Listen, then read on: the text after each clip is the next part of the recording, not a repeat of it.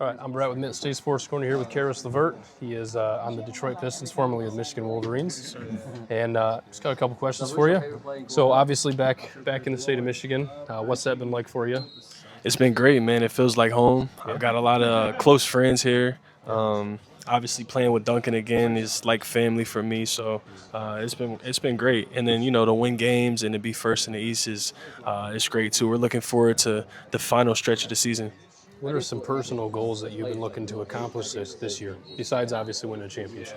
Yeah, I think for us it's just get the most out of every day.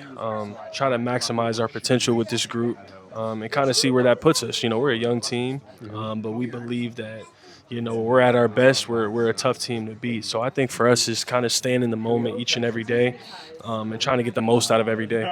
It looks like, at least from the outside, I mean, you guys are having a ton of fun, you guys feed off each other so well. I mean, Duran's playing out of his mind. I mean, Yeah. Stu is cooking, I mean, Yeah. it's just defensively, you guys are all playing very well. And I think, Bickerstaff has just really turned this team around coaching-wise. But what do you think has been one of the bigger reasons? I know you haven't been here as long as some of the other. What do you think has been one of the bigger reasons for the turnaround that you've noticed? Yeah, I think obviously last year when JB got here, I think he was a little bit of a culture change for the guys, and they took a step forward. And I think this year they're taking another step forward, just with guys getting older, getting more comfortable. Guys like Ron have made huge steps this year. Obviously, Cade and Jalen, but I think a lot of the guys have. Stu has taken a big step offensively this year. He's always been a really good defender, but it's good to see him get recognition on that side of the floor too. So I just think 1 through 15, we've done a really good job of just developing. Give me a moment at Chrysler that stands out to you over your career. Can be offensively, defensively, maybe some we don't even know about. What would that be? At Chrysler, I would say my sophomore year, we played Michigan State at home, and I hit a three right in front of their bench right before halftime, and I turned around before it went in. Okay. And that was a really cool moment for me because it wasn't something that I thought to do. It was just like it just happened. It just kind of happened. We ended up winning that game. What brought you to Michigan? What was the big pull to bring you to Michigan? Trey Burke was a big part of it. I think he had really great success the year before. And Michigan honestly was my best offer at the time. I kind of had a crazy recruitment story, but Michigan ended up being like my best offer at the time. And for me, it was like I want to play against the best. I want to try to, see where my talent stacks up. So why not go to Michigan? You want to share any details of the crazy recruitment story? Well, I was supposed to go to Ohio University. Okay. And the coach, left, took a job at Illinois. Okay.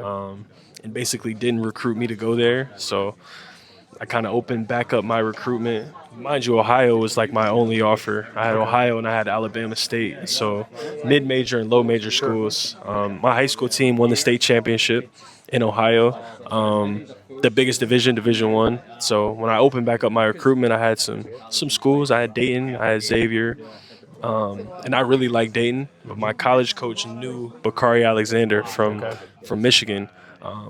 It was like, let's send him some film and see what he thinks. Like, send him film? That never happens. Like, that never works. Right. Sent him the film. He called the next day, and the rest is history. Were you able to attend Trey's ceremony?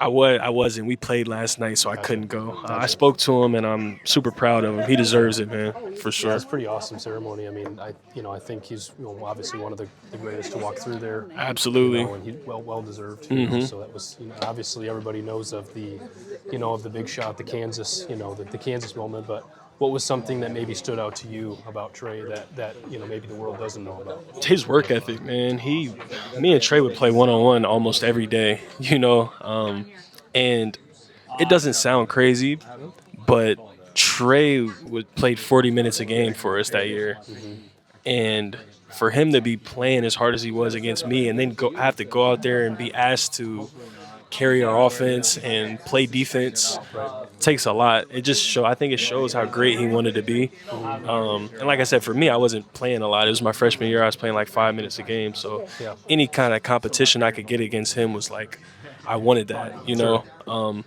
But I think just for him, his mentality was like he hated losing. He hated when I scored, you know what I mean? So it was just like I saw it from there. His, kind of obsession for the game. Like he loved it. But, we grew up in the same city. So I think all the kids from Columbus really looked up to him, you know. And then as he continued to get better, it was just super inspiring for all of us. Last question: give the world something that they don't know about Chris Lavert. I don't know, man. I feel like with Google, everybody feels like they know anything now. We found out he's a pretty damn good chef. So, He's a good chef. Yeah. You're a good chef? so we found out.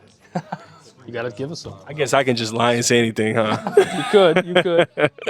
Google will call you out. Here, I got one for you. Actually, I don't have one for you. I don't know, man. At one point, I was the youngest person alive. That is true. There you go. I appreciate you, man. Hey, thank you so much, man. Go sir. Blue. Appreciate it. Thank you.